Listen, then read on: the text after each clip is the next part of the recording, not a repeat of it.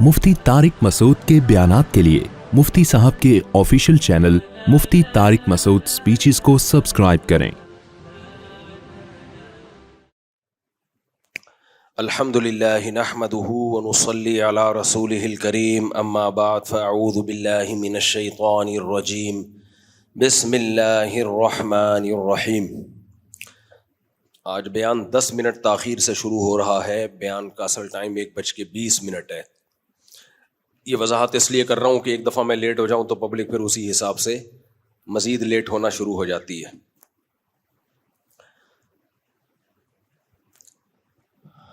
अल्हम्दुलिल्लाहि नहमदुहु व नुसल्ली अला रसूलिहिल करीम अम्मा बाद फ़अऊज़ु बिल्लाहि मिनश शैतानिर रजीम बिस्मिल्लाहिर रहमानिर रहीम। वल्लज़ीना आमनू अशद्दु हुब्बन लिल्लाह वलौ यरल्लज़ीना कफ़रू इज़ यरौनल अज़ाब अन्नल क़ुव्वत लिल्लाहि जमीआ।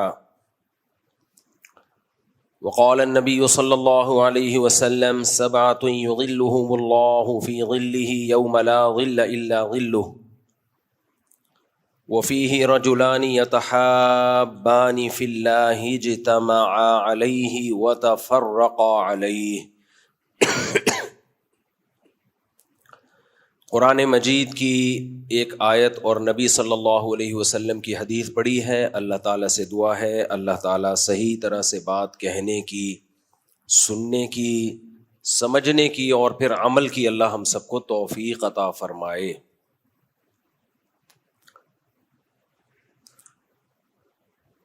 अल्लाह ताला ने हमें पैदा करके बंदगी का हुक्म दिया कि मेरे ग़ुलाम बन के ज़िंदगी गुजारो। तुम आज़ाद नहीं हो। आज़ाद वो होता है जिसने अपने आप को खुद बनाया हो, खुद अपनी रोज़ी पैदा करता हो। अल्लाह ने बताया कि मैंने तुम्हें बनाया, रिज़्क़ भी मैं तुम्हें देता हूँ। आताकुम मिन कुल्ली मा सअलतुमूह, तुम्हारी हर ज़रूरत की चीज़ का मैंने इंतज़ाम किया। तो जब सब चीज़ों का मैंने इंतज़ाम किया है तो मेरी बंदगी में रहो, मेरे ग़ुलाम बन के ज़िंदगी गुजारो। इंसान चाहता है आज़ादी, वो चाहता है मैं बिल्कुल इंडिपेंडेंट हूँ। देखें, बच्चा माँ बाप से आज़ादी चाहता है, औरत शौहर से आज़ादी चाहती है, शौहर बीवी से आज़ादी चाहता है, लोग हुकूमत से आज़ादी चाहते हैं, मुलाजमीन बॉस से आज़ादी चाहते हैं। वो चाहते हैं कि हमें हुकूक पूरे मिलते रहें लेकिन हम किसी के मातहत ना हो,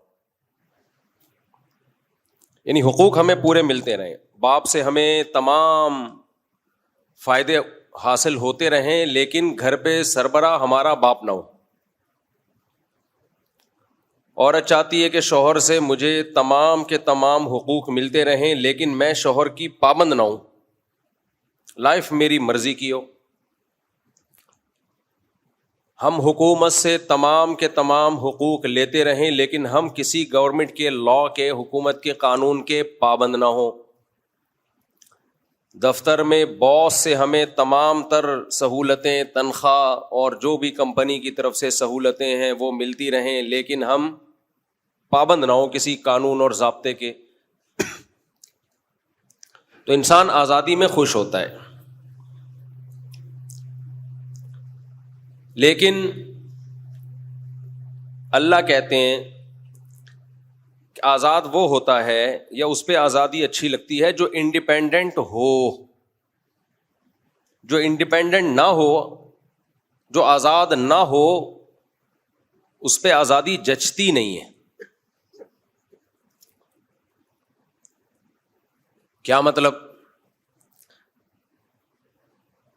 भाई, आपने एक कंपनी में आप जॉब कर रहे थे, आपने एक दूसरी कंपनी बना ली, आपका अपना अलग से बिजनेस शुरू हो गया। किसी दिन बॉस ने आपको बुला के डांट दिया कि सॉरी करो, तुमने फलां लॉ तोड़ा है, आप सॉरी नहीं कर रहे। باس کہتا ہے سوری کیوں نہیں کر رہے؟ سر آپ مجھے نکال دیں، اگر آپ نے نکالنا ہے میں سوری نہیں کروں گا، میں آزاد ہوں۔ بھائی تو اگر میں تجھے نکالوں گا کھائے گا کہاں سے؟ سر اس سے بڑی کمپنی میں بنا چکا ہوں، اب میں انڈیپینڈنٹ ہوں۔ کہتے ہیں نا لوگ اب میں کیا ہوں؟ انڈیپینڈنٹ، اب میں آزاد ہوں۔ تو یہاں یہ موقع پہ یہ کہنا بالکل بنتا ہے، کیونکہ آپ اب باس سے آزاد ہو چکے ہو، بلکہ آپ خود ایک کمپنی کے باس بن چکے ہو۔ تو جو آدمی انڈیپینڈنٹ ہوتا ہے اس پہ آزادی جچتی ہے، اچھی لگتی ہے۔ ہم کسی کا کھاتے نہیں ہیں، لوگ کہتے ہیں نا کسی کے ٹکڑوں پہ پلتے نہیں ہیں، ہم کسی کے محتاج تھوڑی ہیں جو ہم اس کی مان کے چلیں۔ لیکن جو محتاج ہو، ہر چیز میں محتاج ہو، اس پہ لیے یہ لفظ کہنا یہ اس پہ جچتا نہیں ہے۔ اللہ قرآن میں کہتے ہیں کہ انسان کو پیدا بھی میں نے کیا، جب تم پیدا ہوئے تھے ماں کی چھاتیوں میں نے دودھ پیدا کیا تمہارے لیے، پھر آسمان سے بارشیں برسائیں، زمین سے درخت پیدا کیے، لہلہاتی فصلیں کھیتیاں پیدا کی، کتنا کچھ پیدا کیا۔ الم نجعل الارض نباتا، کیا ہم نے زمین، الم نجعل الارض مہادا والجبال اوتادا وخلقناکم ازواجا وجعلنا نومکم سباتا وجعلنا اللیل لباسا وجعلنا النہار معاشا وبنینا فوقکم سبعا شدادا وجعلنا سراجا وہاجا وانزلنا من المعصرات ماء ثجاجا لنخرج به حبا ونباتا وجنات الفافا۔ ایک ایک چیز کو اللہ بیان کرتے ہیں۔ کیا ہم نے زمین کو تمہارے لیے بچھونا نہیں بنایا؟ انسان کے لیے پوری کائنات میں زندگی کے لیے اور انسان کی رہائش کے لیے زمین سے زیادہ سوٹیبل کوئی سیارہ نہیں ہے۔ سائنسدانوں نے اس کو حسن اتفاق کہہ دیا کہ حسن اتفاق سے ایسا ہو گیا۔ دو تین چیزیں اتفاق سے ہو سکتی ہیں، لاکھوں چیزیں ایک دم ایسے زبردست طریقے سے ایڈجسٹ ہو جائیں اور سب ایک دوسرے سے لنک کر رہی ہوں۔ میں بار بار بیان میں کہتا ہوں بھائی ایسا حسین اتفاق نہیں ہو سکتا، ایسا حسین اتفاق نہیں ہو سکتا کہ آپ کو جب روٹی کی ضرورت ہو دھماکہ ہو روٹی آ جائے، جب پانی کی ضرورت ہو دھماکہ ہو پانی آ جائے۔ تو فَبِأَيِّ آلَاءِ رَبِّكُمَا تُكَذِّبَانِ، اللہ کہتا ہے کائنات کی ایک ایک چیز کو دیکھو، کس کس کا انکار کرو گے بھائی تم؟ کس کس کو ڈاروین کی تھیوری کے کھاتے میں ڈالو گے کہ یہ بھی حسن اتفاق، یہ بھی اتفاق، یہ بھی اتفاق، یہ بھی اتفاق؟ سیدھا سیدھا مان کیوں نہیں لیتے بھائی؟ الم نجعل الارض مہادا، اللہ ہے، کوئی ہے ذات جس نے یہ سب کچھ کیا ہے۔ ایک بہت اہم پوائنٹ کی بات ہے جو سمجھنے کی ہے۔ دیکھو کوئی بھی چیز جو ثابت ہوتی ہے نا، ہمارے پاس جو علم آتا ہے، علم، نالج، معلومات کے حصول کے ہمارے پاس دو راستے ہوتے ہیں۔ کتنے راستے ہوتے ہیں؟ دو۔ ایک کو ہم کہتے ہیں مشاہدہ، تجربہ، اس سے بہت ساری چیزوں کی ہمیں نالج حاصل ہوتی ہے۔ بعض دفعہ ہمیں نالج حاصل ہوتی ہے، کسی نے ہمیں آ کے خبر دی اور جو خبر دینے والا ہے اس کے سچا ہونے کا ہمیں یقین ہوتا ہے کہ یہ سچ بولتا ہے، یہ جھوٹ نہیں بولتا۔ اس سے بھی ہمیں معلومات حاصل ہوتی ہیں۔ اللہ کرے دماغ میں بات اتر جائے۔ اور آج کل ایک سائنٹسٹ مارکیٹ میں آئے ہوئے ہیں، ہود نام ہے ان کا، وہ بہت سائنس کرتے رہتے ہیں اور گو کہ وہ اللہ کے وجود کو مانتے ہیں لیکن اللہ کی ماننے کے لیے بالکل بھی تیار نہیں ہے۔ وہ کہتے ہیں سائنس نے سب چیزیں دو اور دو چار کی طرح کھول کے رکھ دی ہیں، تو ہمیں اللہ سے دعا مانگنے کی کیا ضرورت ہے اور اللہ کو بیچ میں لانے کی، ان کا حاصل یہی ہے۔ قیصر راجہ صاحب نے ان کے بڑے اچھے جوابات دیے۔ خیر سر راجہ ثواب کے جوابات تو سائنسی بنیادوں پہ ہوتے ہیں، میں عقلی بنیادوں پہ کچھ باتیں رکھ رہا ہوں آپ کے سامنے۔ وہ کہتے ہیں اس میں کوئی شرم کی بات نہیں، ہم بندر سے وجود میں آئے ہیں۔ سائنس بہرحال یہ کہتی ہے، اب اس میں کوئی کسی کو شرم آ رہی ہے کہ ہمارے باپ دادا بندر تھے یا شرم نہیں آ رہی ہے، بہرحال سائنس نے یہ دعویٰ کیا ہے کہ ہم کہاں سے چلے ہیں؟ بندر سے۔ یعنی یہ حسن اتفاق ہے کہ ایوالو ہوتے ہوتے، ارتقاء ہوتے ہوتے یہ ہمارا ڈیزائن وجود میں آ گیا۔ تو جو لوگ ان جیسے اسکالرز کی تحقیقات سے متاثر ہیں نا، ان کے لیے میں یہ بات آسان لفظوں میں کہوں گا، اس کو خوب سمجھیں اور واسے اس پہ کلپ بنانا ہے۔ کیلپ، کراچی والے زیر بہت دیتے ہیں، کیلپ۔ اصل جو اوریجنل کراچی ہے نا وہ کراچی ہے، کراچی سے بات کر رہا ہوں میں۔ کراچی کے جو لوگ اوریجنل ہیں نا، جو صحیح کے یہاں کے ٹھیٹھ، وہ ایسے کہتے ہیں میں کراچی سے بات کر رہا ہوں، کراچی سے۔ وہ نون بھی لگاتے ہیں غنہ اور زیر بھی بہت زیادہ لگاتے ہیں، کراچی سے بات کر رہا ہوں۔ اور جو اوریجنل پنجابی ہوں گے وہ طارق نہیں، وہ طارق، طارق بھائی، وہ زبر لگاتے ہیں۔ خیر ابھی تو ہم ہود بھائی کی طرف چل رہے ہیں، وہ زیر لگائیں یا زبر لگائیں۔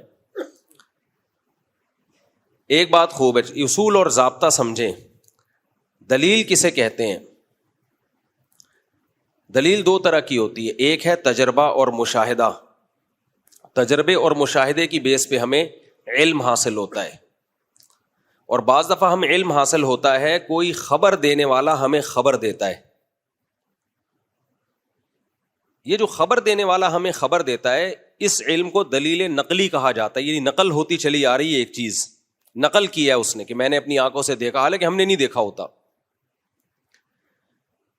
جیسے مشاہدہ اور تجربہ یہ بہت مضبوط دلیل ہے، ایسے ہی کسی سچے کا خبر دینا جس کو آپ سچا سمجھتے ہو، یہ بھی بہت مضبوط دلیل ہے۔ ہاں یہ دلیل اس وقت کمزور ہو جاتی ہے جب تجربے اور مشاہدے کے خلاف ہو، پھر اس کی سچائی پہ ہمیں یقین نہیں رہتا۔ اب میں آپ سے ایک بات پوچھتا ہوں، دیکھو آپ نے دعویٰ کیا غفار بھائی کے اوپر کہ انہوں نے میرا موبائل چوری کیا ہے اور کیس کر دیا کورٹ میں۔ جج کے پاس یہ نالج نہیں ہے کہ واقعی اس نے چوری کیا ہے یا چوری نہیں کیا۔ جج آپ سے مطالبہ سائنس کی روشنی میں کرے گا یا گواہ طلب کرے گا؟ گواہ طلب کرے گا نا، یا وہ کہے گا نہیں جی سائنس کو بیچ میں لے کر آؤ، میں سائنس کو مانتا ہوں، سائنس اگر کہتی ہے کہ اس نے چوری کیا ہے تو میں مان لوں گا، سائنس کہتی ہے چوری نہیں کیا۔ ہود بھائی کہتے ہیں، جو ہود جو لیکچرار ہیں، ہود ہی نام ہے نا، کوئی اور کسی اور کو نا، ہود بوائے، اچھا۔ تو وہ کیونکہ نوجوان طبقہ بڑا متاثر ہو رہا ہے ان کی تقریروں سے نا۔ اب اگر وہ جج کہنے لگے میں یہ گواہ شواہ کو نہیں مانتا، سائنس اگر ثابت کرتی ہے کہ یہ غفار نے چوری کیا تو میں مان لوں گا، تو کوئی عقل کی بات ہوگی؟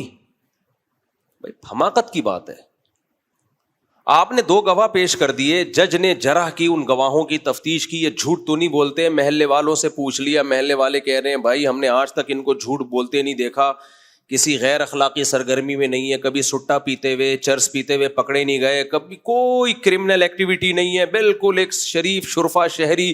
یہاں تک آپ نے دیکھ لیا ان کا اپنے بیوی بچوں کے ساتھ بھی، جج نے تحقیق کی، پتہ چلا یہ گواہ ایسے ہیں جن کا بیوی بچوں کے ساتھ بھی بہت اچھا سلوک ہے، دوستوں کے ساتھ بھی، ٹیکس بھی ٹائم پہ پے کیا انہوں نے، اتنے شریف شرفا قسم کے کہ آج کل مارکیٹ میں ایسے ہوتے نہیں ہیں۔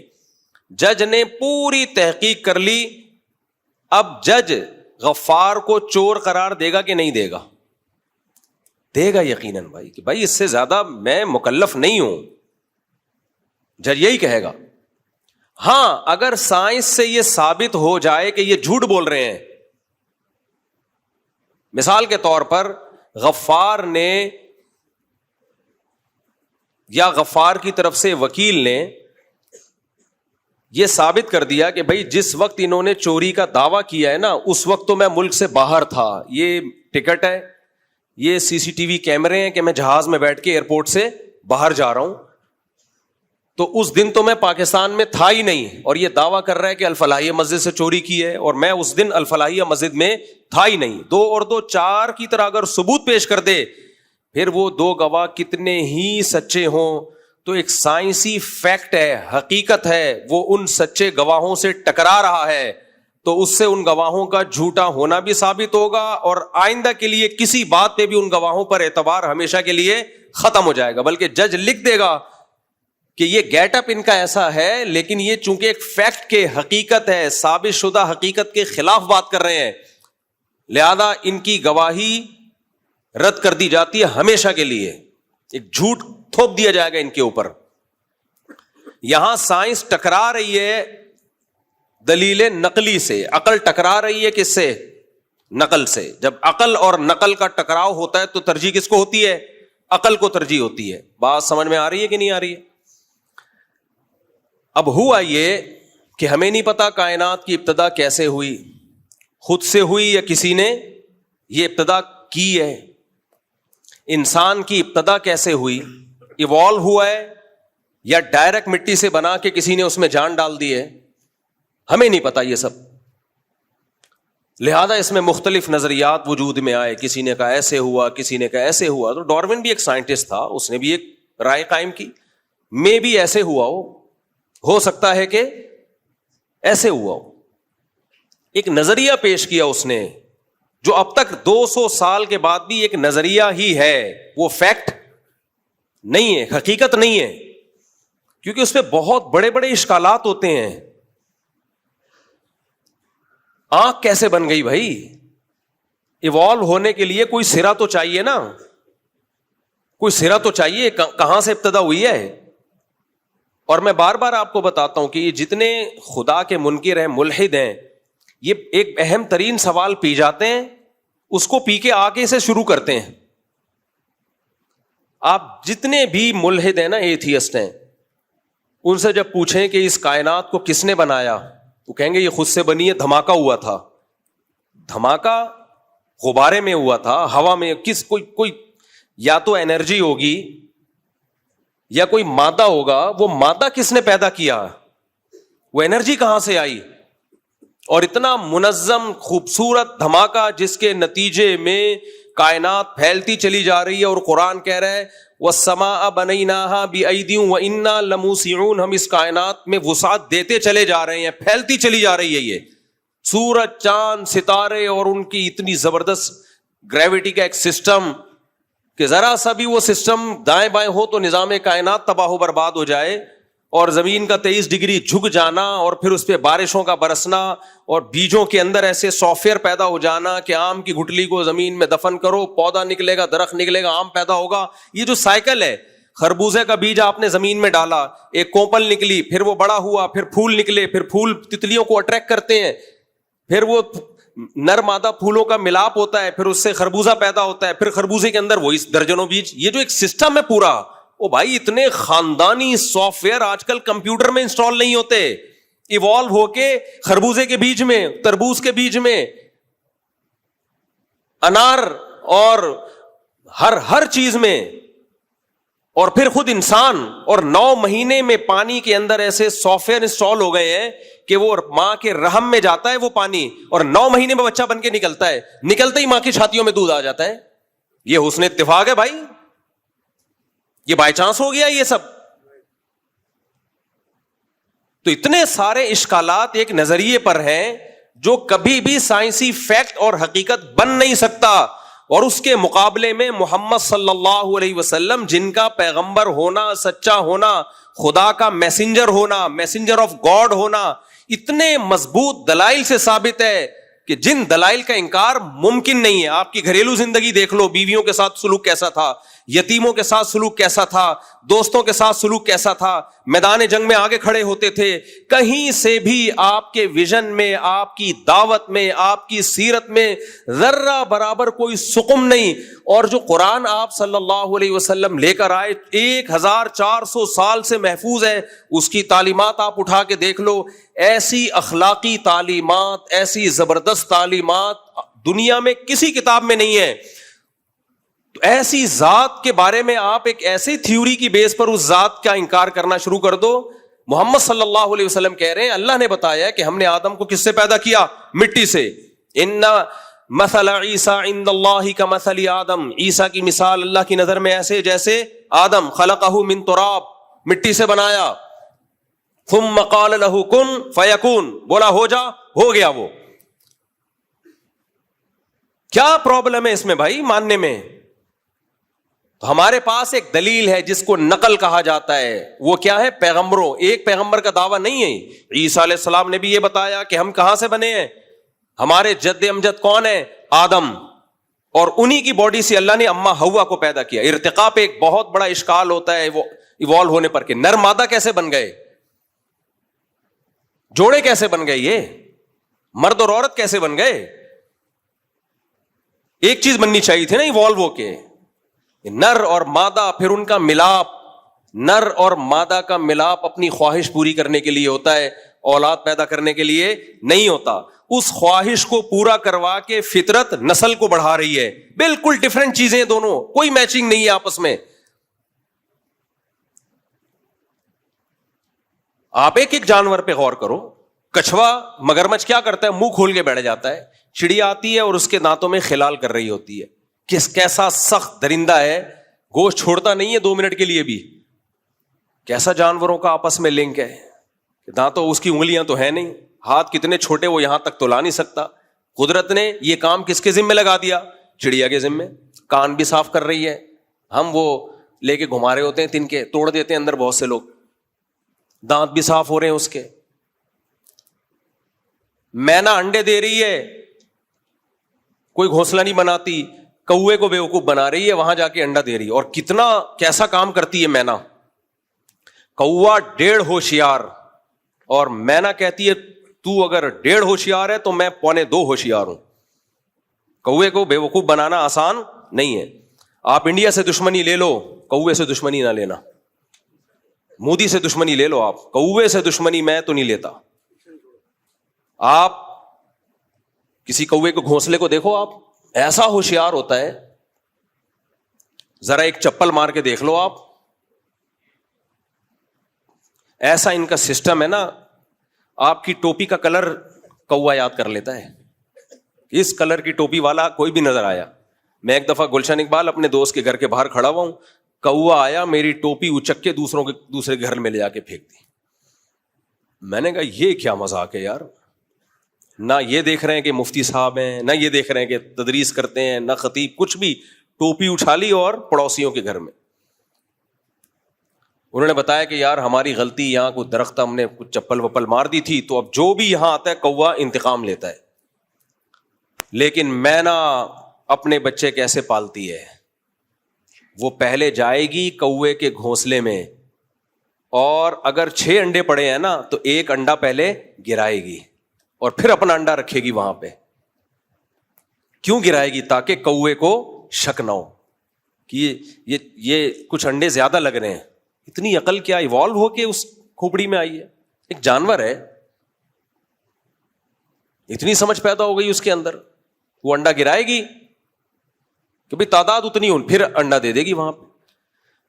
کوا جو آج تک پبلک کو بے وقوف بناتا رہا، ایسی ایسی چالاکیاں ہم نے کوے کو کی دیکھی ہیں، ایسی ایسی چالاکیاں. میں نے ایک دفعہ دیکھا چھت پہ کوا پراٹھا کھا رہا ہے، جو بچ گیا نا اسے گھسیٹتا ہوا لے کے جا رہا ہے اور اس کے اوپر ایک پتھر کا ٹکڑا رکھ دیا.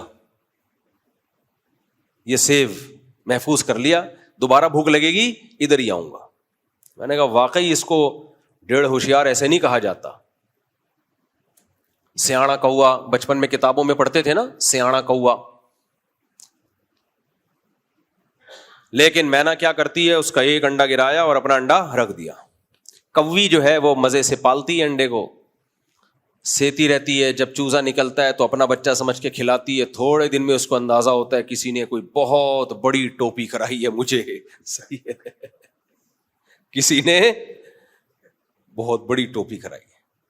پورا ایک کائنات میں مینجمنٹ ہے، نظام ہے بڑا خوبصورت. اسی سے پرندے چہچہا رہے ہیں. آپ ان پرندوں کے گھونسلے بنانے کا طریقہ دیکھو یار, خدا کی قسم عقل اندھی نہ ہو گئی ہو, دل اندھے نہ ہو گئے ہوں. تبھی قرآن کیا کہتا ہے, فَإِنَّهَا لَا تَعْمَى الْأَبْصَارُ وَلَكِنْ تَعْمَى الْقُلُوبُ الَّتِي فِي الصُّدُورِ.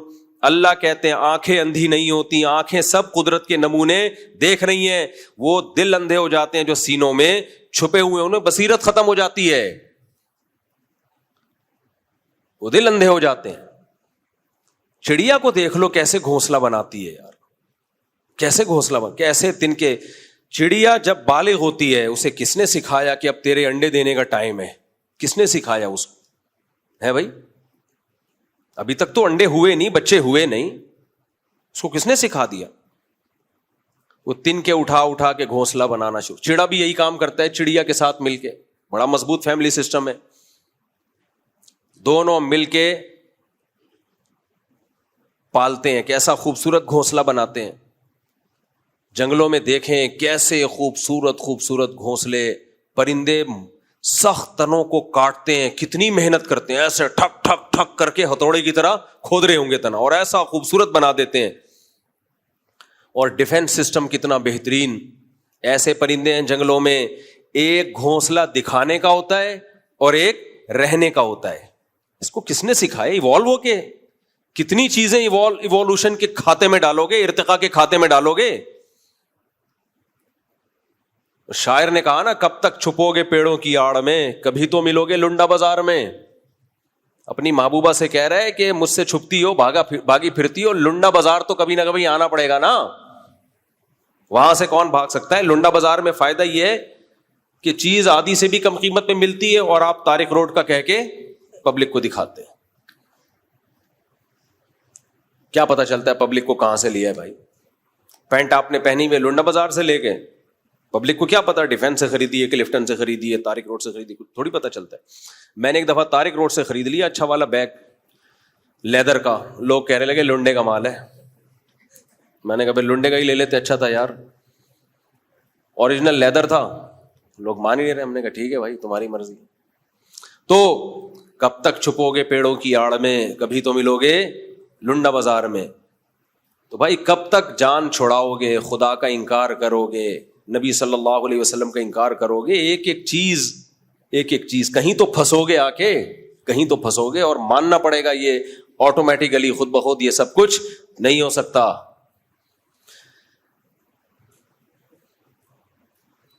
تو یہاں انہوں نے کیا کیا ہے, مذہب کو سائنس کے مقابلے میں لا کے کھڑا کر دیا ہے کہ مذہب یہ کہتا ہے کہ ہم مٹی سے آدم کو بنایا, ان کی پسلی سے اماں ہوا کو بنایا. سائنس یہ کہتی ہے کہ یہ سب ایوالو ہو کے بندر سے ہم وجود میں آئے ہیں. بھائی سائنس یہ نہیں کہتی ہے, یہ آپ کا دعویٰ ہے. سائنس نے ایک امکان پیش کیا ہے کہ مے بھی ہو سکتا ہے ایسے ہوا ہو. تو ہو سکنے کو تو لاکھوں احتمالات ہیں. کہتے ہیں ڈی این اے بندر کا انسان سے ملتا ہے, تو ڈی این اے کیلے اور انسان کا بھی ملتا ہے. میں نے اس پہ بھی سائنسدانوں سے تحقیق کی ہے, ڈی این اے ہے کیا بلا. انہوں نے کہا ڈی این اے سے قطعاً یہ پتہ نہیں چلتا کہ ان دونوں کا آپس میں, کیلے اور انسان کا آپس میں رشتہ ہے. ڈی این اے تو جو بھی کیمیائی اجزاء ہیں ان کی خاص قسم کی ترکیب کا نام ہے. ڈی این اے کی ڈیٹیل آپ سائنسدانوں سے جا کے پوچھیں, میں اس کو نہیں ایکسپلین نہ میں کر سکتا ہوں, نہ میری یہ فیلڈ ہے. لیکن یہ جو ان کی علمی اصطلاحات ہیں نا, ان سے قطعاً متاثر ہونے کی ضرورت نہیں ہے.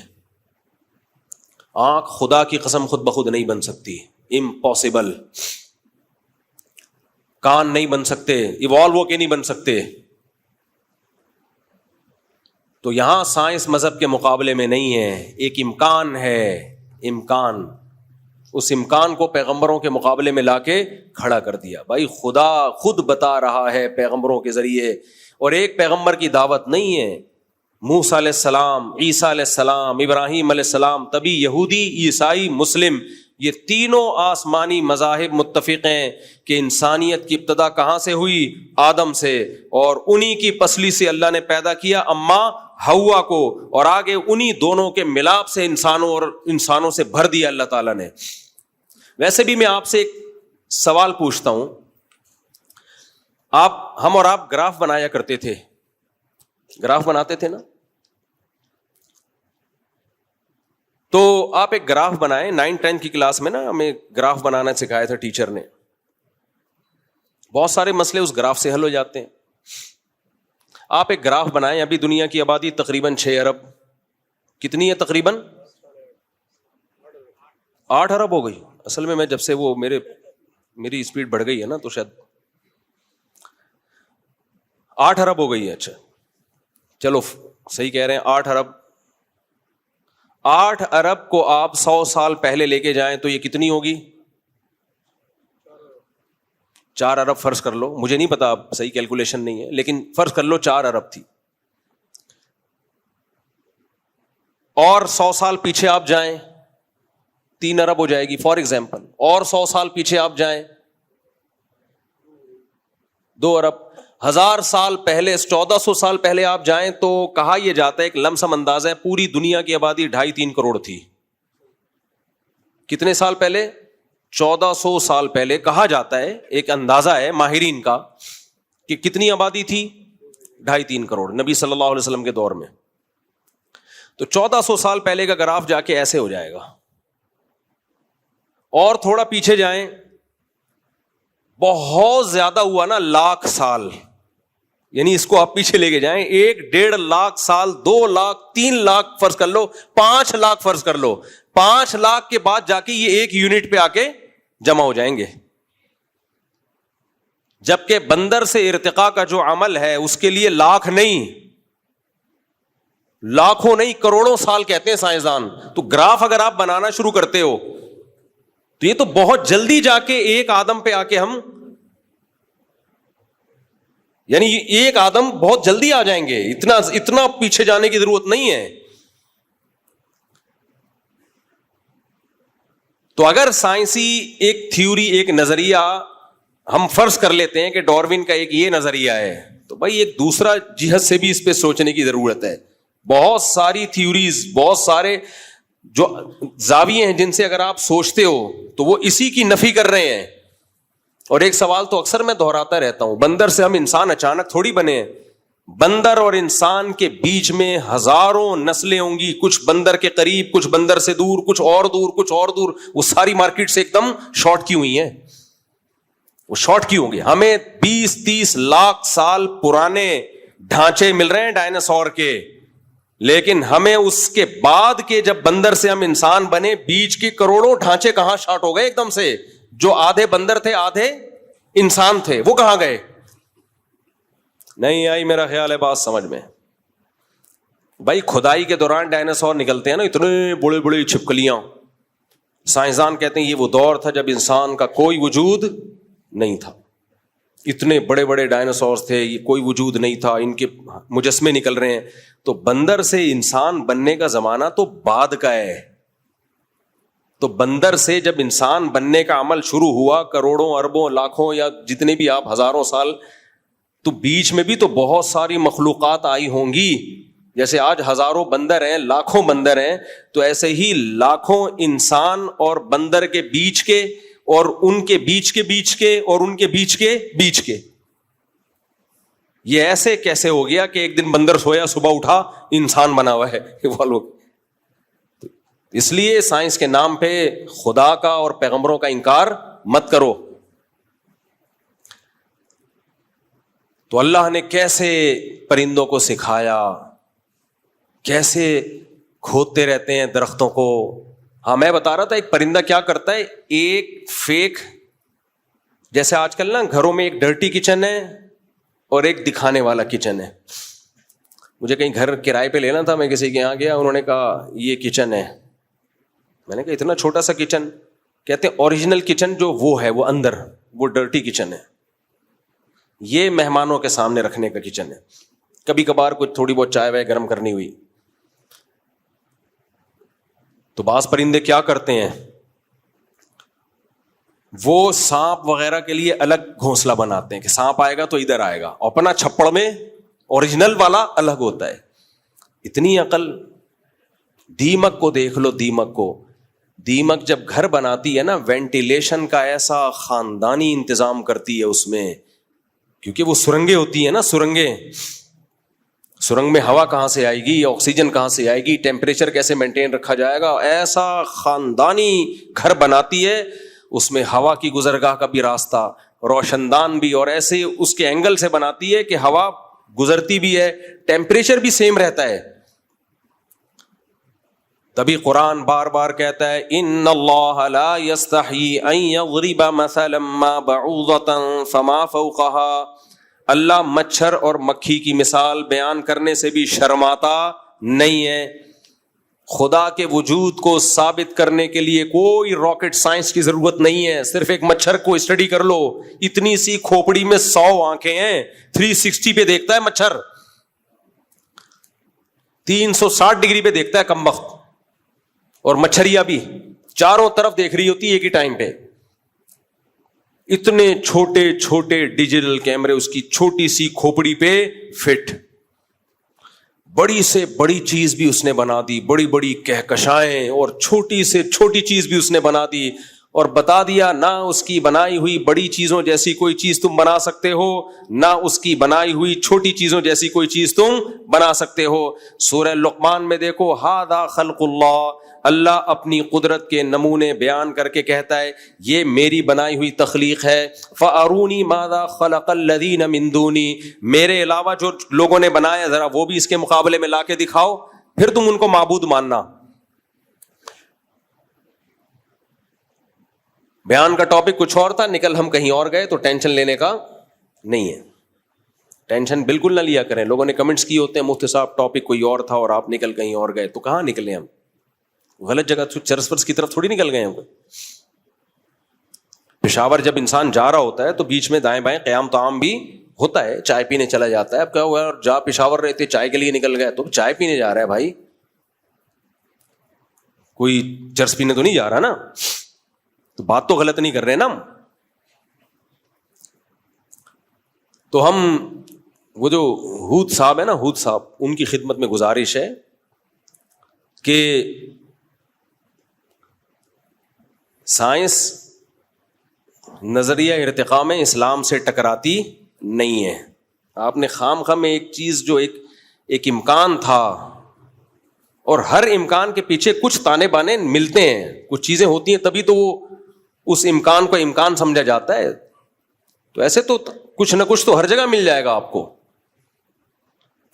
کچھ نہ کچھ قرائن ہر جگہ مل جاتے ہیں. اس کو دلیل تھوڑی کہا جاتا ہے. دیکھو مجھے ایک بات بتاؤ, آپ نے ٹرین کو ہاتھ لگایا چل پڑی, بعض دفعہ ایسے ہوتا ہے, ہمارے یہاں تو ایسا ہی ہوتا ہے. ٹرین کو ہاتھ لگایا چل پڑی, ہاتھ لگایا رک گئی. ابھی ایک امکان ہے کہ آپ کے ہاتھ لگانے سے چلی ہو, لیکن اتفاق بھی تو ہو سکتا ہے. اتفاق ہی ہے نا یہ بھائی. ٹرین کا ڈرائیور آپ کے ہاتھ لگانے کا انتظار تھوڑی کر رہا ہے. بعض دفعہ ایسے ہوتا ہے ہم ہاتھ لگاتے ہیں ٹرین چل پڑتی ہے, وہ ہمارے ہاتھ لگانے سے نہیں چلی ہوتی, وہ اتفاق سے اس کا چلنے کا ٹائم ہو گیا ہوتا ہے, اتفاق سے اس کا بریک لگانے کا ٹائم ہو گیا ہوتا ہے. دو اتفاق آپس میں مل گئے ہوتے ہیں. تو اس کو دلیل نہیں کہا جاتا کہ جی دلیل یہ ہے کہ جب میں نے ہاتھ لگایا تو اس وقت چلی تھی, ہاتھ لگایا اس وقت رک گئی. اس کو دلیل تھوڑی کہا جائے گا.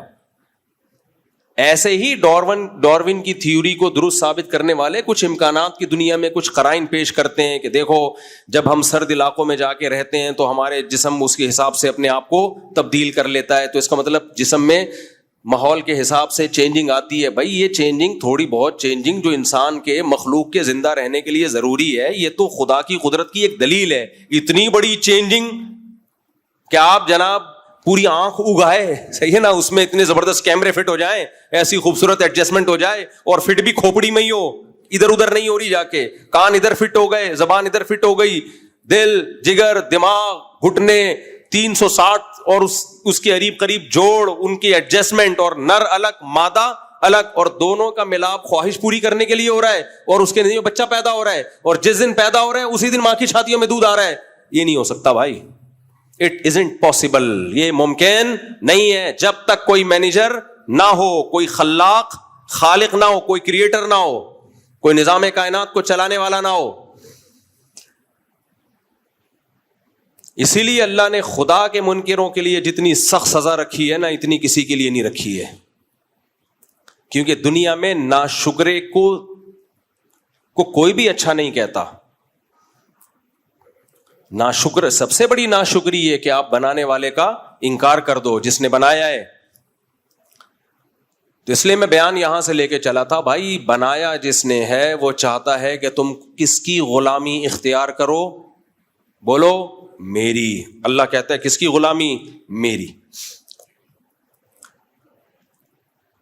اب ہمارا جو پڑھا لکھا طبقہ ہے زیادہ تر وہ کہتا ہے نہیں ہم کسی کے غلام نہیں ہیں, ہم مذہبی پابندیوں سے آزاد. تو اللہ کہتے ہیں آزادی کا حق تمہیں جب ہے جب تم انڈیپینڈنٹ ہو. جب تم کیا ہو؟ انڈیپینڈنٹ. تم اپنا کماتے ہو, اپنا کھاتے ہو. جیسے میں نوجوانوں کو کہتا ہوں اپنی مرضی کی شادی اس وقت کرو جب تمہاری اپنی جاب ہو, اپنا گھر ہو. جب ابا کے خرچے پہ شادی ہو رہی ہے تو شادی بھی پھر ابا کی مرضی سے ہوگی. ایسا نہیں ہو سکتا میرے بھائی کہ خرچہ ابا کا اور پسند تمہاری. یہ نہیں ہوتا. ہاں کوئی نوجوان کہ میں انڈیپینڈنٹ ہوں, اپنا کما رہا ہوں, میرے ابا شادی سے روک رہے ہیں. میں کہتا ہوں بھائی آپ انڈیپینڈنٹ ہو تو کر لو, آپ ابا کو روکنے کا حق نہیں ہے, آپ کما رہے ہو. تو میرے بھائی اگر ہم بھی انڈیپینڈنٹ ہو جائیں, اللہ سے آزاد ہو جائیں, تو پھر ہم اپنی مرضی کریں. لیکن ہم آزاد ہو نہیں سکتے. آپ کہہ سکتے ہو میں تو اپنا کماتا ہوں, اللہ تھوڑی مجھے دے رہا ہے, معاذ اللہ. یہ قارون نے کہا تھا کہ انما اوتیتہ علی علم عندی, میں نے جو کمایا ہے وہ میری عقل کی دوڑ ہے, مائنڈ, کھوپڑی ہے, میں نے کھوپڑی استعمال کی ہے. بھائی کھوپڑی تو نے استعمال کی ہے, سب سے پہلی بات یہ کھوپڑی تجھے جہیز میں ملی ہے, سسرال نے دی ہے تجھے. یہ کھوپڑی بنائی ماں کے پیٹ میں کس نے؟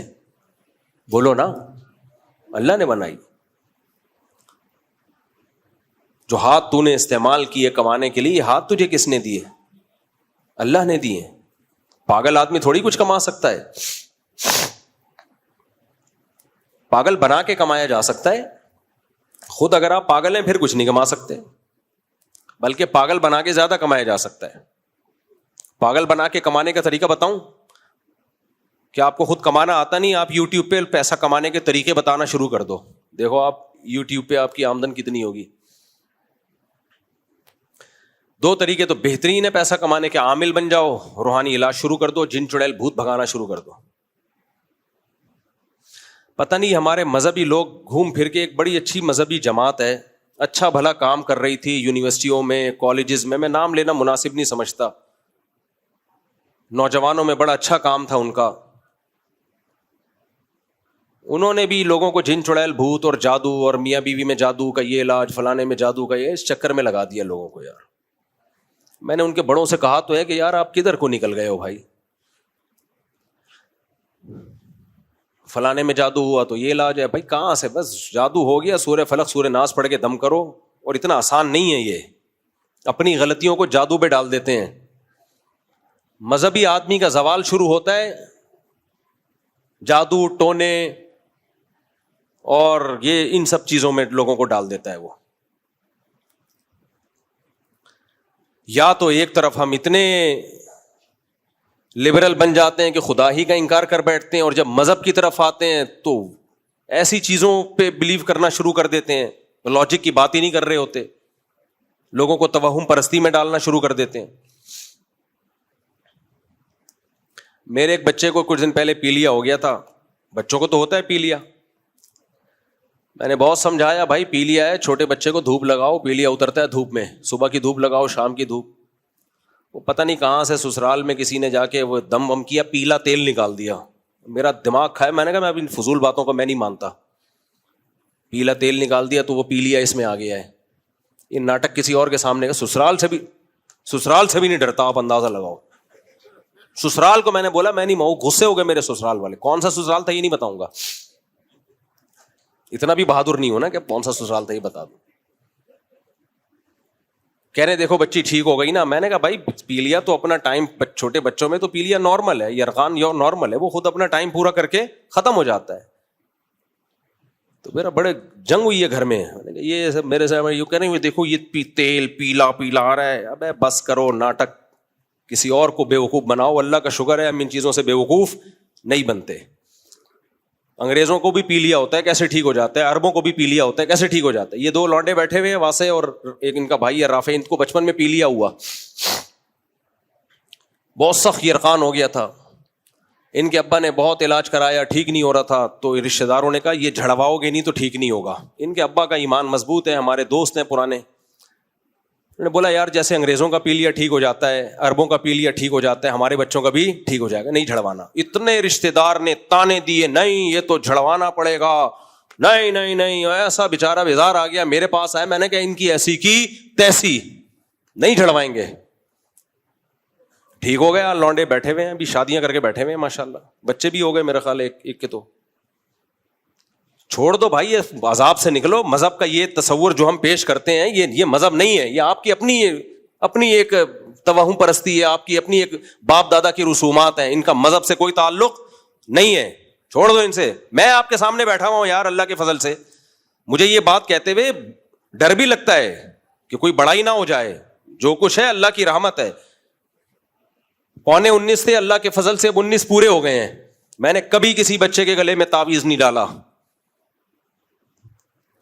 بچوں کو بیماریاں بھی آئیں, آیت الکرسی پڑھ کے دم کیا بس, اور ڈاکٹر سے علاج کرایا, ختم. کیا 19 بچوں میں بیماریاں نہیں آئی ہوں گی؟ کیا خیال ہے بھائی؟ اور جب میں نکاح کر رہا ہوتا ہوں تو کیا پریشانیاں نہیں آئی ہوں گی؟ کیا خیال ہے؟ کبھی کسی عامل کے پاس نہیں گیا, کسی سے تعویذ نہیں لیا. ایک دفعہ کیا ہوا, جب میں نے ایک دفعہ شادی کی, شادی تو ویسے کئی دفعہ کی ہے, لیکن ایک دفعہ جب میں نے شادی کی تو گھریلو حالات بہت خراب ہو گئے, اور بڑا وہ جو ہوتا ہے نیچرل ہے. ایک صاحب آئے, کہنے لگے ایک بہت بڑے بزرگ ہیں, ان سے آپ کو میں تعویذ دلواتا ہوں, ایک دم گھر میں سکون ہو جائے گا. میں نے کہا مسجد ہے مناسب نہیں ہے, چلے یہاں سے, دفعہ ہو یہاں سے. اور خود اپنے ساتھ اس کے کیا ہوا, شادی ہوئی اور 1 مہینے بعد طلاق ہو گئی اس کی.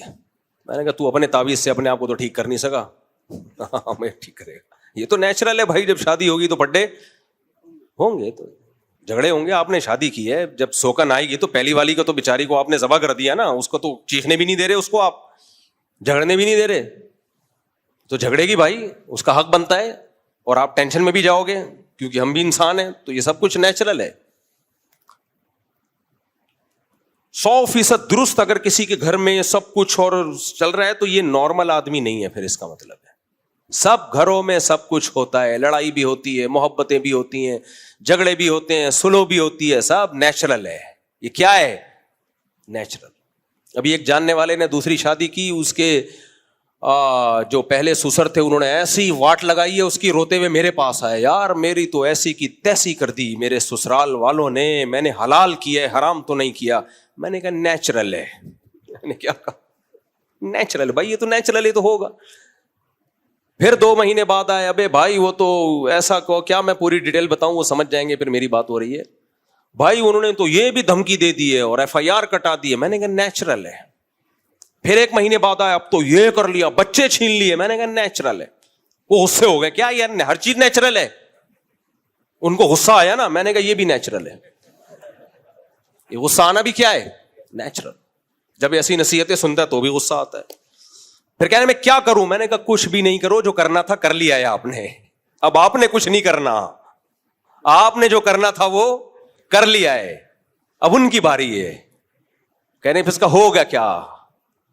میرا کیا ہوگا کالیا؟ انہوں نے کہا, میں نے کہا اب تیرا یہ ہوگا, سسرال تجھے تھکائے گا, ٹینشن دے گا, تھکا تھکا کے ایک دن خود تھک جائے گا, بس اور کچھ نہیں ہوگا. تو اب تیرا امتحان ہے, تو صبر کتنا کرتا ہے. بس تو نے آگے سے جواب نہیں دینا, رپلائی نہیں کرنا ہے, بس صبر.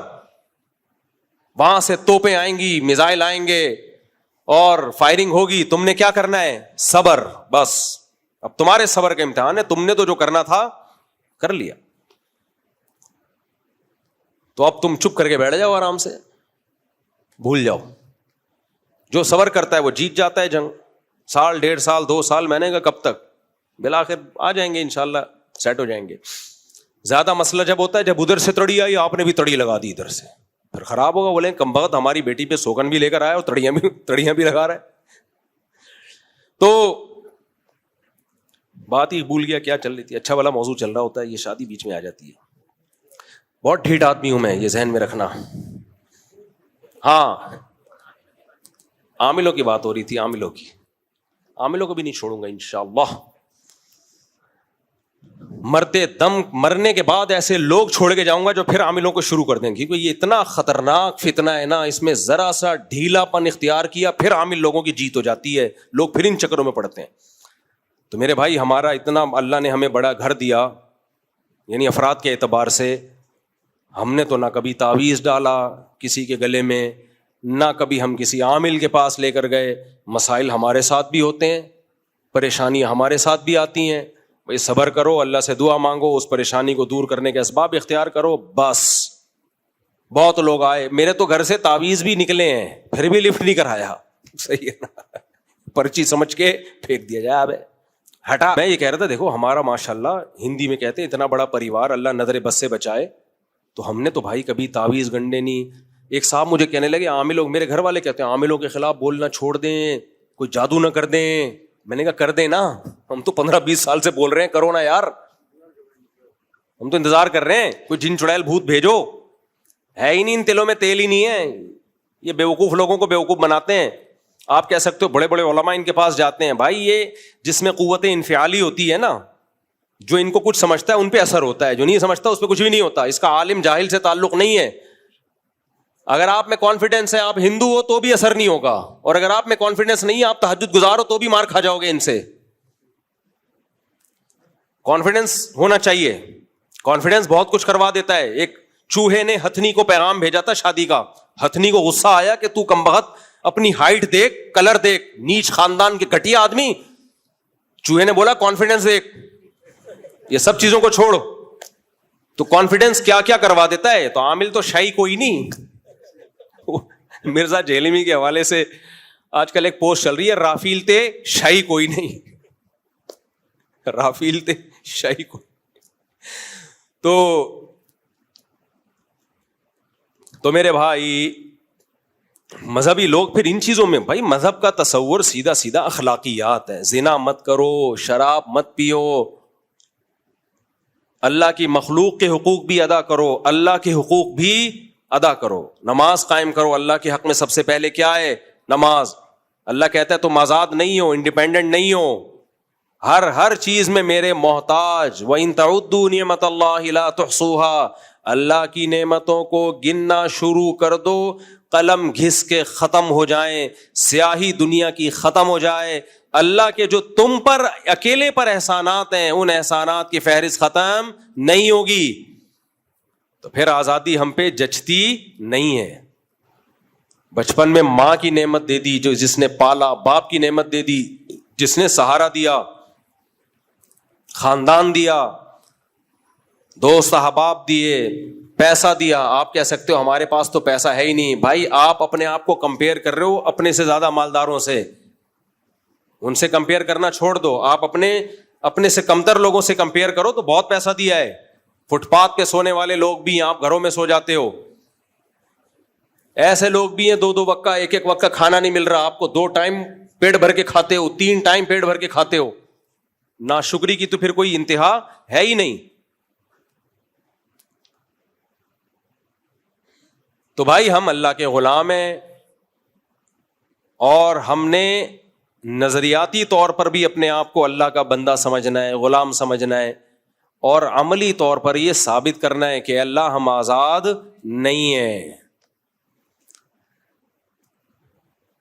تو اللہ نے ہمیں حکم دیا نماز قائم کرنے کا. سب سے زیادہ قرآن میں جس چیز کا, حدیث میں جس چیز کا حکم ہے کہ جو اپنے آپ کو اللہ کا بندہ اور غلام سمجھتے ہیں وہ نماز بولو قائم کرتے ہیں. نماز پہ کوئی کمپرومائز نہیں. سفر ہو, حضر ہو, بیماری ہو, صحت ہو, غربت ہو, دولت ہو, جیسے بھی حالات ہوں. ان الصلاۃ کانت علی المؤمنین کتابا موقوتا. اللہ کہتے ہیں نماز مومنین پر مقررہ وقتوں میں فرض ہے. میدان جہاد میں نہیں چھوڑنے کی اجازت دی تو نرم گدوں میں چھوڑنے کی کہاں سے اجازت دے دے گا اللہ؟ ایکچولی نیند بہت آ رہی ہے, ایکچولی میں یوں ہے, ایکچولی ابھی تو آج کل تو سیزن چل رہا ہے, کسٹمر بہت ہیں ایکچولی وغیرہ, اور شاپنگ ہو رہی ہے. بھائی میدان جنگ سے بڑھ کر کوئی ٹینشن والا کام ہو سکتا ہے؟ ہاں نماز کا طریقہ آسان کر دیا اللہ نے. کہا میدان جنگ میں پیدل پڑھو, پیدل نہیں سواری پہ پڑھو, اشاروں سے پڑھو. اے اللہ اتنی ٹینشن بعد میں پڑھ لیں گے بھائی, ابھی جنگ کر لیتے ہیں, رات کو ساری نمازیں اکٹھی پڑھ لیں گے, گھوڑے پہ کیوں پڑھیں؟ اللہ کہتے ہیں نا نا نا, رات کو ساری نمازیں اکٹھی نہیں. ان الصلاۃ کانت علی المؤمنین کتابا موقوتا. ہر نماز کا ایک ٹائم ہے جو حدیث جبریل سے ہمیں پتہ چلتا ہے. اسی آیت سے پتہ چلتا ہے کہ امام ابو حنیفہ کا موقف بہت مضبوط ہے کہ ہر نماز اپنے ٹائم پہ ادا کی جائے گی. یہ جو دو نمازیں اکٹھا کرنا ہے, ظہر کے وقت میں ہی عصر پڑھ لی یا عصر تک ظہر کو ڈیلے کر لیا, کسی واضح حدیث میں یہ ثابت نہیں ہے. اس بارے میں یا تو حدیث ضعیف ہے, اگر صحیح حدیث ہے تو صریح نہیں ہے, اس میں واضح مضمون نہیں ہے. ظہر کو عصر کے قریب لے کے جانا, عصر کو پہلے وقت میں پڑھنا, اس کو بھی حدیث میں جمع بین الصلاتین سے تعبیر کیا گیا ہے, خود صحیح حدیث سے ثابت ہے. کیا آپ نے ایک صحابیہ کو کہا ظہر کو آخر وقت میں پڑھو اور عصر کو اول وقت میں؟ بذالک تجمعین بین الصلاتین, اس طرح دو نمازیں اکٹھی پڑھ لو گی. باقی میں اس پہ ریفرنسز کے ساتھ انشاءاللہ ریکارڈنگ کرواؤں گا. اس کو خود نبی نے کہا یہ دو نمازیں اکٹھی, تو اکٹھی کا مطلب ہوگی ہر نماز اپنے ٹائم پہ.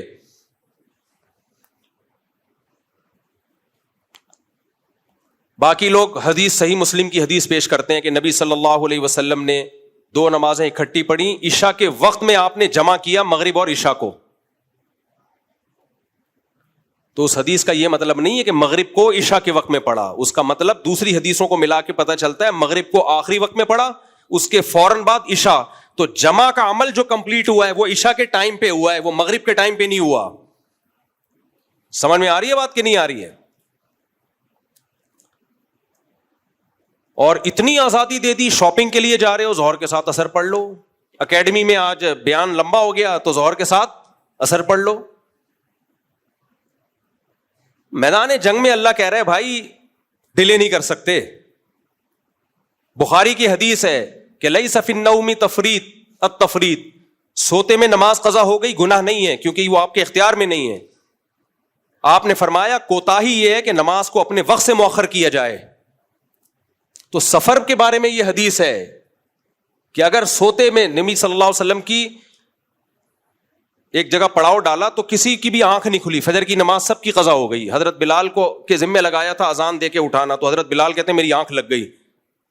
تو آپ نے فرمایا کہ سوتے میں اگر نماز قضا ہو جائے, سوتے کا مطلب یہ نہیں کہ خراٹے لے کے جان کر سو رہے ہیں آپ. بعض دفعہ ایسے ہوتا ہے کہ نہ الارم کا پتہ چلا یا الارم بجا ہی نہیں, وہ تو غیر اختیاری چیز ہے نا. تو سفر کے بارے میں تو آپ نے فرمایا کوتاہی یہ کہ نماز کو اپنے وقت سے مؤخر کیا جائے. اس پہ میں نے پورا رسالہ لکھ لیا ہے, صرف اس کو ڈیلیور کرنا باقی ہے. ہاں حج کے موقع پر, حج تو خلاف قیاس ہے, حج میں تو سارے کام ایسے کروائے جاتے ہیں جو عام روٹین سے ہٹ کے ہیں, وہ تو ہے ہی خلاف قیاس. اسی وجہ سے عبداللہ بن مسعود رضی اللہ تعالیٰ عنہ کی صحیح حدیث ہے کہ نبی نے کبھی بھی دو نمازیں اکٹھی نہیں پڑھی. اکٹھی کا مطلب قضا کر کے دوسرے وقت میں داخل کر کے, سوائے حج کے موقع پہ. تو آپ صرف ایک آنکھ سے اگر دلائل دیکھتے ہو تو پھر آپ کو نظر نہیں آئے گا. یہ لوگ کیا کرتے ہیں, ایک چشمے سے دیکھتے ہیں جو اپنے مطلب کے دلائل, جو فریق مخالف کے دلائل ہیں اس کو یہ ایسے گنے بن کے پی جاتے ہیں. نماز سے بڑھ کر اسلام میں کچھ نہیں ہے بھائی. اور نماز میں اہمیت کس چیز کی ہے؟ پڑھنے کی نہیں ہے, وقت پہ پڑھنے کی ہے. یہ جو قرآن میں آتا ہے نا کہ والذین هم علی صلواتہم یحافظون, ایمان والے نمازوں کی حفاظت کرتے ہیں. عبداللہ بن مسعود اس کی تفسیر بیان کرتے ہیں, حفاظت کا مطلب اپنے وقت پہ پڑھتے ہیں. خالی پڑھنے کو تھوڑی حفاظت کرنا کہتے ہیں, وقت کے اندر. اور حدیث جبریل سے پتہ چلتا ہے ہر نماز کا ایک ٹائم ہے, ظہر کا الگ ہے, عصر کا الگ ہے, مغرب کا الگ ہے, عشاء کا الگ ہے, فجر کا الگ ہے. اور ویسے بھی ایک کامن سینس کی بات ہے, سفر میں 4 رکعتوں کی 2 کی اللہ نے, یہ اسی لیے تو تاکہ قضا نہ ہو. تو رخصت جب دی جاتی ہے کسی دوسری چیز کی حفاظت کے لیے دی جاتی ہے. جب بھی آپ کسی کو کوئی سہولت دیتے ہیں نا, تو اس سہولت دینے کا مقصد ہوتا ہے اس کام کی حفاظت کی جائے. اس کی مثال ایسے ہے جیسے شریعت نے کہا آپ کھڑے ہو کے نہیں پڑھ سکتے نماز تو بیٹھ کے پڑھو. یہ کیوں کہا؟ تاکہ ضائع نہ ہو, ڈیلے نہ کرو. تو اس لیے اللہ نے کہا سفر میں مشکل ہے 4 کی 2 پڑھ لو تاکہ ڈیلے نہ ہو. باقی یہ حرف آخر نہیں ہے, اس پہ میرا پورا رسالہ ہے, لکھ چکا ہوں میں, صرف اس کو نیٹ پہ ڈالنا ہے اس کو, کیونکہ تحریر کا اسلوب کچھ اور ہوتا ہے اور بولنے کا اسلوب کچھ اور ہوتا ہے. ایسا مذاق اڑاتے ہیں لوگ, ابے یہ حنفی کیا, یہ تو سنت کے دشمن ہیں, یہ تو سنت کے. ایک صاحب کا میں نے آڈیو دیکھی, کہتا ہے میں حنفی تھا, اب تو میں ظہر کے ساتھ عصر پڑھتا ہوں اور مغرب کے ساتھ عشاء کے وقت میں عشاء پڑھتا ہوں, اور یہ حنفی لوگوں کو کیا پتا سنت کا. تو کبھی خوشبو لگا کے آ, تجھے بتائیں گے ہمیں کتنا سنت کا پتہ ہے. جاہل لوگ. اگر کوئی اختلافی مسئلہ ہے تو اعتدال سے بھی بیان کیا جا سکتا ہے. یہ لوگ جب تک طنز نہیں کرتے نا, ان کو سکون نہیں ملتا. اور متکبر کو اللہ دنیا میں ذلیل کرتا ہے. امام شافعی رحمہ اللہ اس کے قائل ہیں 2 نمازیں اکٹھی پڑھی جائیں, مگر طنز نہیں کرتے. وہ شافعی بھی اس کے قائل ہیں مگر طنز نہیں کرتے. مگر یہ لوگ کیا کرتے ہیں, ایک حدیث ان کے سامنے آ گئی تو سمجھتے ہیں کہ اب ہم مجتہد اعظم بن گئے, مفتی اعظم بن گئے, سب پہ طنز کرتے ہیں. میرا جب 3 وطر والا کلپ گیا ہے نا مارکیٹ میں, وہ جو وطر پہ نہیں میں نے ریکارڈ کروایا تھا, وہ جو ایک آیا تھا اوہو آج تک ہم وطر غلط پڑھتے رہے, اس کا جب جواب میں نے ریکارڈ کروا کے ڈالا ہے, کتنے لوگوں کے فون آئے, مفتی صاحب ایسا ہمارے محلے میں کچھ فتنہ پرستوں نے ہمیں طنز کر کے رکھا ہوا تھا, تم حدیث کے مخالف, تمہیں کیا پتا قرآن و سنت کا, ایسا ذلیل کر کے رکھا ہوا تھا. کہہ رہے اللہ کا شکر ہے اب نظر نہیں ملاتے, ایسے گھننے بن کے سائڈ سے گزر جاتے ہیں. تو آپ کی ایک رائے ہے, آپ 100 دفعہ رکھو, اختلافی مسئلہ ہے, لیکن یہ طنز, دوسرے کو نیچا دکھانا, دوسرے کو کہنا اندھی تقلید کرتے ہو, علم کہاں ہے ان لوگوں کے پاس, یہ تکبر ہے. اور متکبر کو اللہ دنیا میں ذلیل کرتا ہے. اس میں ہمارا موقف بہت مضبوط ہے, سفر ہو یا حضر ہو. حج کے علاوہ 2 نمازیں آپ اکٹھی اس طرح سے تو پڑھ سکتے ہو, ظہر کو ڈیلے کرو آخری وقت میں, عصر کو اول وقت میں, اس طرح حدیث سے ثابت ہے, انشاءاللہ ریکارڈ کرواؤں گا میں. باقی اس طرح کے ظہر کو ڈیلے کر کے عصر کے ٹائم میں داخل کر دو, ہمارا دعویٰ یہ کہ اس بارے میں اگر حدیث ہے تو صحیح نہیں ہے, صحیح ہے تو صریح نہیں ہے, واضح نہیں ہے. جیسے صحیح مسلم کی حدیث ہے نا, عشاء کے وقت میں آپ نے جمع کیا, تو یہ صحیح حدیث تو ہے, صریح تھوڑی ہے. جمع کرنے کا مطلب یہ تھوڑی کہ مغرب کو عشاء کے وقت میں پڑھا ہے. جمع کا عمل جو ہوا ہے کہ مغرب کو آخری وقت میں, اور جب عشاء پڑھی ہے عشاء کے وقت میں, تو جمع کا عمل کمپلیٹ کب ہوا ہے؟ وہ عشاء کے وقت میں ہوا ہے. خیر یہ الگ ٹاپک ہے. تو اللہ کی غلامی میں سب سے پہلے کیا ہے میرے بھائی؟ نماز. سب سے پہلا اللہ کے حقوق میں سوال کس کا ہوگا؟ نماز کا ہوگا. نماز کے بغیر اللہ اسلام کو مانتا نہیں ہے سب سے پہلے. اور صحابہ سے یہ بات ثابت ہے کہ جو نماز سیدھی کر لے گا اس کے باقی اعمال بھی اللہ سیدھا کر دیں گے. ہاں سب سے پہلے تو فجر کی نماز ہے. فجر کو اس لیے کہا جاتا ہے جس نے فجر پڑھ لی باقی بھی پڑھ لے گا وہ. تو نماز کو سب سے پہلے سیدھا کرنے کی ضرورت ہے. آج ہو کیا رہا ہے, بس یہ واقعہ سنا کے بیان ختم کرتا ہوں. گرمی بھی بہت ہو رہی ہے, لوگوں کا کانسیپٹ ہی خراب ہو گیا بھائی نماز کے بارے میں. میں نے کئی بار یہ واقعہ سنا ہے, پرانا ہو گیا, اب کسی کو نہیں پتا چلے گا کس کی بات ہو رہی ہے. خاتون نے کہا میرا بھائی کی ڈیتھ ہو گئی, مفتی صاحب بہت نیک تھا, بہت نیک تھا, بڑا اللہ والا تھا. میں نے کہا ماشاء اللہ ماشاء اللہ. میں نے کہا نماز پڑھتا تھا کہ نہیں؟ بس نماز نہیں پڑھتا تھا وہ, بس نماز نہیں پڑھتا تھا. ابے نماز نہیں پڑھتا تھا تو نیک کہاں سے ہو گیا؟ اللہ کا اتنا بڑا حق ادا نہیں کر رہا. یہ بات کوئی غیر مسلم کہے تو سمجھ میں آتی ہے, مسلمان کہے کہ بے نمازی تھا لیکن کیا تھا؟ نیک تھا. یہ ایسا ہی ہے جیسے کسی خاتون کے شوہر مر گئے, اب وہ بیچاری میت کی تعریف کر رہی ہے, ہائے میرے میاں اتنے اچھے تھے, اتنے اچھے تھے. بہن آج تک کسی عورت کو کبھی نظر بھر کے نہیں دیکھا, جب بھی دیکھا ٹکٹکی باندھ کے دیکھا انہوں نے. اب تعریف تو کرنی تھی نا, جھوٹ بھی نہیں بولنا چاہتی تھی. یعنی وہ بتانا چاہ رہی تھی میں جب بیٹھی ہوتی تھی تو کسی آنٹی کو نہیں دیکھتے تھے, میرے خوف سے کنکھیوں سے دیکھتے تھے, بس وہ اتنے نیک تھے. تو بھائی نیک کہاں سے ہو گئے جو ٹکٹکی باندھ کے عورتوں کو جھانک رہا ہے؟ تو ایسے ہی بھائی بے نمازی نیک نہیں ہو سکتا. اللہ نہیں مانتا بے نماز. اسلام میں سب سے پہلے کیا ہے؟ نماز. اور حقوق العباد میں سب سے پہلے والدین. حقوق العباد میں سب سے پہلے باپ اور ماں، بس باقی سب اس کے بعد. آپ ماں باپ کے ساتھ اچھے نہیں ہو پھر اللہ نہیں مانے گا آپ کو اچھا. دوستوں کے ساتھ تو سبھی اچھے ہو جاتے ہیں بھائی. تو اللہ ہم میں عبدیت پیدا کرے. اللہ ہمیں یہ سمجھنے کی توفیق عطا فرمائے کہ ہم اس کے غلام ہیں، اور غلام بن کے رہے، یہی زیادہ اچھا ہے اس کے. اللہ عمل کی توفیق عطا فرمائے. وما علینا الا البلاغ. صاحب وہ سوال میرا یہ تھا کہ کرسیوں کے متعلق، جو کرسیوں پہ نماز پڑھی جاتی ہے، ذرا اس کے متعلق تھوڑا وضاحت سے بتا دیں کہ میں یہ کہنا چاہ رہا ہوں کہ جتنے بھی کرسیوں پہ نماز پڑھتے ہیں، جو آج کل ہر مسجد کے اندر ایسا فیشن بن گیا ہے کہ بعض مساجد جو ہیں وہ سینما کا منظر پیش کرتی ہیں، دونوں طرف کرسی ہیں. اگر یہ کرسی پہ بیٹھنے والے کبھی اپنے گھر میں تو بیٹھتے ہوں گے نا نیچے، یا کسی کے گھر میں جا کے بیٹھتے ہوں گے، اگر ان میں سے جو زمین پہ بیٹھ سکتا ہے وہ اگر بیٹھ کے پڑھ لے تو بہتر ہے. ایک بات تو یہ. دوسری بات یہ ہے کہ اتنی بڑی بڑی کرسیاں ہیں، اور بعض کرسیاں ایسی ہیں کہ ان کے اندر جو ہے نا وہ انگل بنے ہوئے ہیں، اور اپنے پیر جو ہے نا وہ انگل پہ رکھ لیتے ہیں، تو زمین پہ پیر ہوتا ہی نہیں جی. تو آیا اگر کسی کا زمین پہ پیر نہیں ہوگا تو اس کی نماز ہوگی یا نہیں ہوگی؟ اور تیسری بات یہ ہے کہ یہ کرسیوں کے اندر بعض لوگ ایسا ہوتا ہے کہ قیام میں کھڑے ہو جاتے ہیں. تو اب یہ کھڑا ان کا اگر اکیلے پڑھنا تو ٹھیک ہے کہ قیام میں کھڑے ہو جائیں، باقی عمل بیٹھ کے کر لیں. لیکن فرض نمازوں میں جو یہ کھڑے ہو جاتے ہیں، یہ ذرا ایک تو عجیب سا لگتا ہے، اور اس کو وضاحت سے کر دیں کہ یہ صحیح کرتے ہیں یا نہیں کرتے ہیں. اب میں نے کل ایک جگہ فجر پڑھی تو میں نے دیکھا کہ امام کے پیچھے مؤذن، اور مؤذن کے بالکل ساتھ ایک کرسی والے، تو وہ بھی کھڑے ہو گئے جب قیام تلاوت ہو رہی ہے. تو ایسا لگ رہا تھا کہ دو امام ہیں. تو اس کی ذرا وضاحت کر دیں کہ یہ ان کا کھڑا ہونا مناسب ہے؟ چلیں جی. وہ کرسیوں والا مسئلہ یہ ہے میرے بھائی، دیکھو کرسی پہ شدید مجبوری میں نماز جائز ہے. اگر زمین پہ بیٹھنا آپ کے لیے ممکن ہی نہیں ہے، آپ کہتے ہو ٹیک لگائے بغیر، تو زمین پہ بھی ٹیک والی کرسیاں آتی ہیں جن کے پائے نہیں ہوتے، اس پہ ٹیک لگا لو.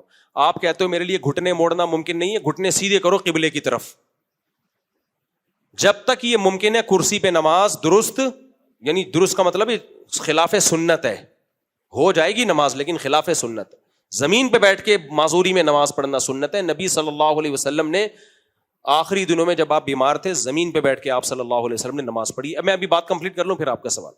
تو شدید مجبوری ہو، اب لوگ کہتے ہیں مجبور ہیں، دعوت پہ جاتے ہیں تو آپ گھر زمین پہ بیٹھ جاتے ہیں آرام سے کھانا کھانے کے لیے، واش روم میں بھی آپ زمین پہ بیٹھ جاتے ہیں، اور دعوت پہ جاتے ہیں تو واش روم میں مشکل ہے. دعوتوں میں دیکھ رہا ہوتا ہوں بہت سے لوگوں کو زمین پہ بیٹھ کے کھانا کھا رہے ہیں، اور مسجد میں آتے ہیں تو کرسی پہ بیٹھ کے نماز پڑھتے ہیں. تو حتی الامکان کوشش کریں، اگر آپ کے لیے کھڑے ہونا مشکل ہے تو زمین پہ بیٹھ کے سنت ہے نماز پڑھنا. کرسی پہ بیٹھ کے نماز پڑھنے میں صف بھی خراب ہوتی ہے، مسجدوں میں کرسیاں آ رہی ہیں، پھر رمضان کے آخری عشرے میں میز بھی آ جاتی ہے، چائے اور قہوے بھی چل رہے ہوتے ہیں، پتہ ہی نہیں چلتا یہ مسجد ہے یا کوئی ہوٹل ہے. تو یہ بہت غلط بات ہے. شدید مجبوری ہو، اب کون مجبور ہے کون نہیں ہے یہ فیصلہ میں نہیں کر سکتا. تو کوئی کرسی پہ بیٹھا ہوا ہے میں تو اس کو برا نہیں کہہ رہا بھائی، وہ خود جانتا ہوگا. صفیں بہرحال اس سے خراب ہوتی ہیں، اور بیٹھنا بھی ہے تو پھر کنارے پہ کرسی رکھا کریں، اور جب اٹھ کے جائیں تو کرسی کو سائڈ پہ لگائیں، وہیں چھوڑ کے نہ چلے جائیں. تو کوشش کریں کہاں بیٹھ کے نماز پڑھیں؟ زمین پہ بیٹھ کے.